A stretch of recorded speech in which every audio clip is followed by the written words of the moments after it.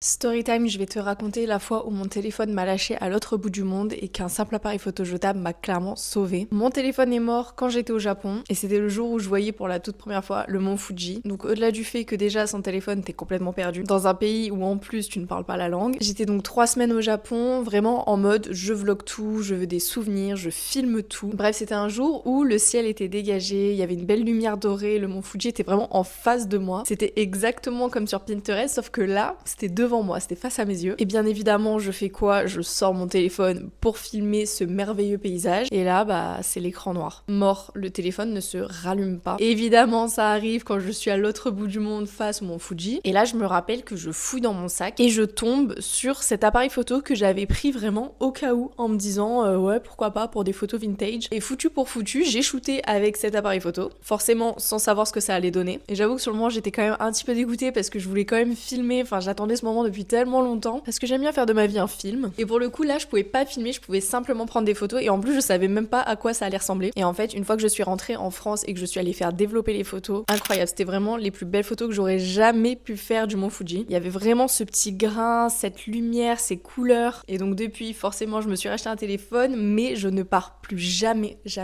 en vacances sans mon appareil photo. Tout simplement parce que c'est vraiment avec lui que je crée mes meilleurs souvenirs. N'hésite pas à me dire dans les commentaires si toi aussi t'en as toujours un dans ton sac.